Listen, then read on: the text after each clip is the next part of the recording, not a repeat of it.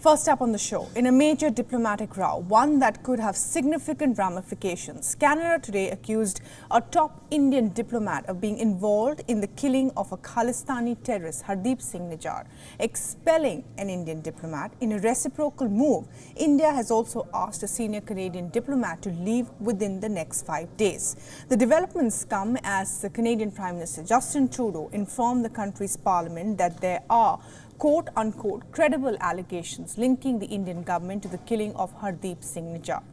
While the Canadian Foreign Minister has also said that the top Indian diplomat has been expelled as a consequence of that, India has rejected the allegations as absurd and motivated.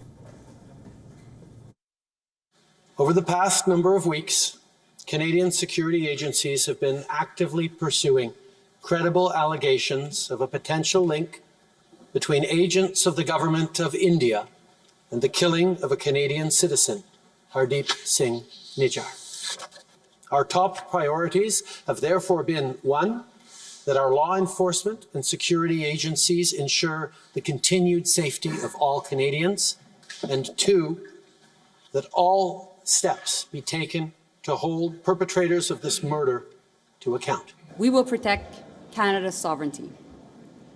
I've conveyed these principles to my Indian counterparts, and I've also told him that we expect India's full collaboration to make sure that we get to the bottom of this.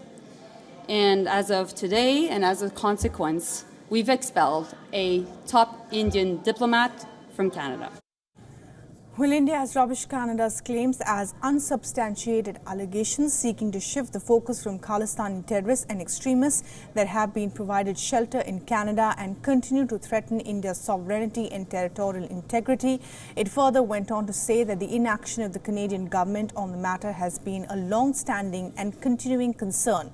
This before urging the Government of Canada to take prompt and effective legal action against all anti-India elements operating on its soil. Nijjar was shot dead by two masked men in the parking lot of a Gurdwara in Canada's British Columbia in June this year. Months later, the unsolved killing continues to reverberate in Canada. This latest tension marks a new low point in the India-Canada ties. Just a week after the G20 summit, the Canadian Prime Minister claims that he had raised India's alleged interference in its domestic affairs with the Prime Minister of India on the sidelines of the G20 summit. Trudeau said that the Canadian diaspora should be able to make their choices without any interference from the countries. Reacting to Trudeau's statement, the Indian Prime Minister Narendra Modi conveyed strong concerns about Khalistani protests and separatist movement in Canada.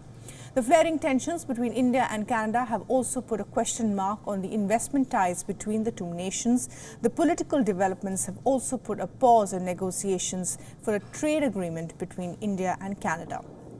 But many are claiming and calling Trudeau's moves a distraction. His opponents claim he faces a tough parliamentary session ahead where he faces questions over high inflation, housing and food crisis. Upping diplomatic pressure, Trudeau has decided to engage with UK, US, France and its other close allies and brief them about the developments related to this case.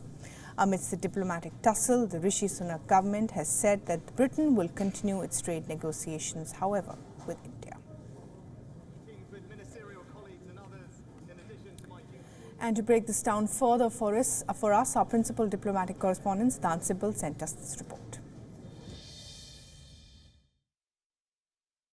Well, India-Canada relationship are at their worst primarily because of the Khalistani issue. Now, we know that past 24 hours have been really tough, especially with the Canadian Prime Minister levelling those allegations against the Indian government, linking it with the killing of Nijjar, who is someone who has been supporting anti-India activities, including Khalistani referendums. Now, we know that India has strongly raised the issue several times in the past, including the Indian Prime Minister raising himself the issue on 10th of September during his meeting with the Canadian Prime Minister. But on that very same day, we saw a so-called referendum on Khalistan taking place in Canada. So open anti-India activities taking place in Canada, and something that India has raised in the past. But no action has been seen by the Canadian government on this issue. And now the point has come where we know that India has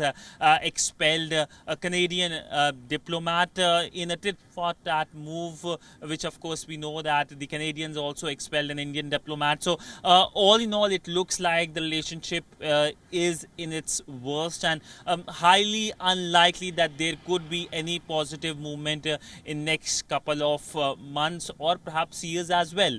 With video journalist Chandrasekhar Siddhant Sibal for WION in New Delhi.